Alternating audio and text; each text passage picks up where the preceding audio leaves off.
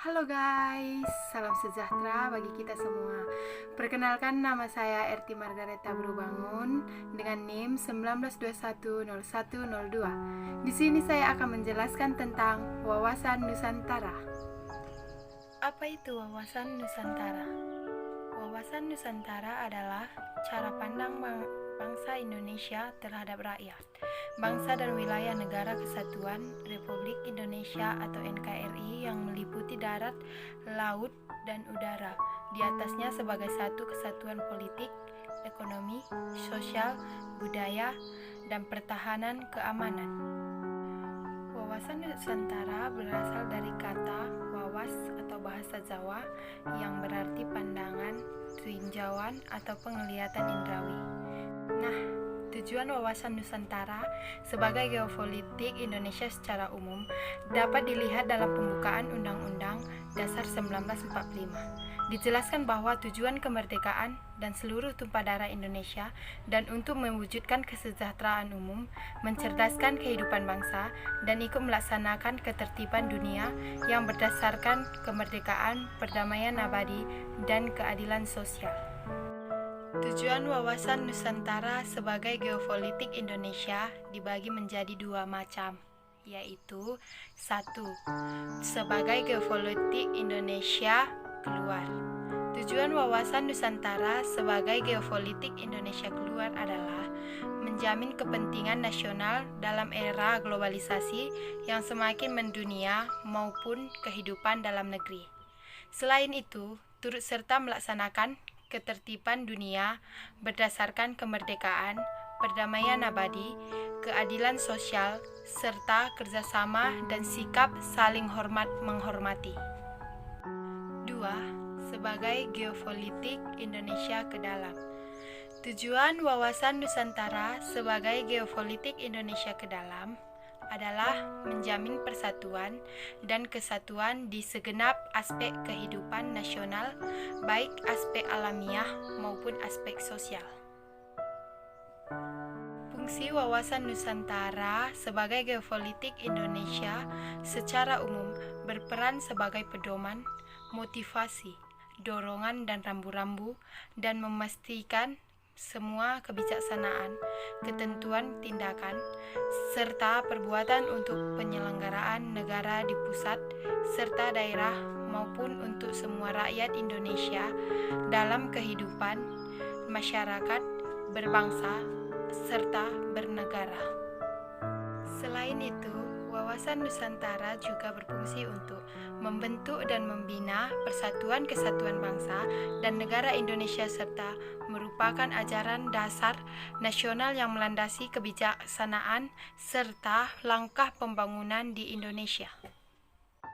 Geopolitik merupakan pertimbangan dasar dalam penyelenggaraan negara berdasarkan letak geografisnya untuk memenangkan suatu perlombaan. Sebagai warga negara wajib memahami medan sehingga mengetahui strategi terbaik apa yang harus diterapkan dalam perlombaan tersebut.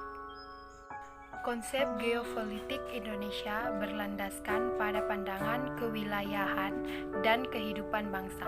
Sebagai negara yang sangat luas, negara berbagai keragaman di dalamnya, Indonesia memiliki wawasan Nusantara sebagai dasar pengembangan wawasan nasional. Manfaat wawasan Nusantara sebagai geopolitik Indonesia. 1. Diterima dan diakuinya konsepsi Nusantara di forum internasional. 2. Wawasan Nusantara menjadi salah satu sarana integrasi nasional. 3. Penerapan wawasan Nusantara menghasilkan cara pandang tentang keutuhan wilayah Nusantara yang perlu dipertahankan oleh bangsa Indonesia. 4.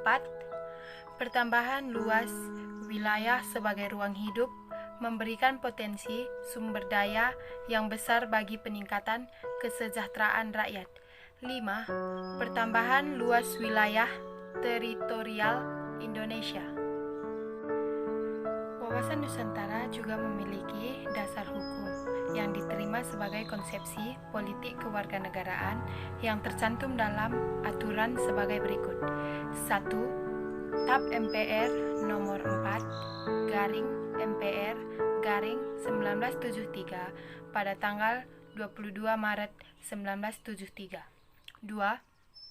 TAP MPR nomor 4 1978 22 Maret 1978 tentang GBHN. 3. TAP MPR nomor 2 MPR 1983 12 Maret 1983. Wawasan Nusantara juga mempunyai contoh, yaitu sebagai berikut. 1. Menjadikan falsafah Pancasila sebagai pedoman hidup, bernegara, dan bermasyarakat. 2. Sikap cinta tanah air yang diwujudkan dengan mengutamakan kepentingan bangsa dan negara di atas kepentingan pribadi, golongan, dan agama. 3. Mewujudkan pembangunan bangsa dengan tindakan nyata dan prestasi. Unsur-unsur wawasan Nusantara. Konsepsi wawasan Nusantara mengandung 3 unsur dasar ialah 1. Wadah, 2. Isi, 3. Tata laku. Wadahnya adalah kehidupan bermasyarakat, berbangsa, dan bernegara meliputi seluruh wilayah Indonesia yang memiliki sifat serba Nusantara dengan kekayaan alam dan penduduk dengan keanekaragaman budaya. Isinya adalah aspirasi bangsa yang berkembang di masyarakat dan cita-cita serta tujuan nasional yang terdapat dalam pembukaan Undang-Undang 1945. 3. Tata lakunya batiniah adalah sikap, jiwa, dan semangat setiap warga negara untuk mendukung konsepsi wawasan Nusantara. Tata laku lahirnya adalah perilaku atau tindakan setiap warga negara untuk mengimplementasikan terwujudnya konsepsi wawasan Nusantara. Perwujudan wawasan Nusantara. 1. Wawasan dalam penyelenggaraan pembangunan nasional dalam mencapai tujuan pembangunan nasional adalah wawasan Nusantara. 2. Hakikat dari wawasan Nusantara adalah kesatuan bangsa dan keutuhan wilayah Indonesia. Cara pandang bangsa Indonesia terus mencakup perwujudan kepulauan Nusantara sebagai satu kesatuan politik, ekonomi, sosial budaya, dan hankam. 3. Masing-masing cakupan arti dari perwujudan kepulauan Nusantara sebagai satu kesatuan Volkswagen Hukam tersebut tercantum dalam GBHN. Persoalan-persoalan yang sering muncul dalam wawasan Nusantara. 1. Penarikan garis batas dapat menimbulkan konflik dengan negara lain oleh karena negara akan saling klaim. 2. Masuknya pihak luar ke dalam wilayah yurisdiksi Indonesia yang tidak terkendali dan terawasi. 3. Kerawanan-kerawanan di pulau-pulau luar Indonesia, illegal fishing, transit kejahatan, dan lain-lain. 4. Sentimen kedaerahan yang suatu saat berkembang yang dapat melemahkan pembangunan berwawasan Nusantara. Yang terakhir yang saya jelaskan, otonomi daerah. 1.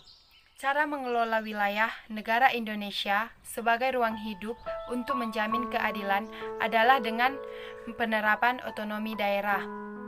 2. Negara Indonesia merupakan negara kesatuan yang menjalankan sistem desentralisasi. 3. Daerah-daerah di Indonesia atau provinsi, kabupaten, dan kota diberi wewenang untuk mengelola sendiri daerahnya. 4. Di daerah tersebut dibentuk pemerintahan daerah yang tetap merupakan bagian dari pemerintahan Indonesia.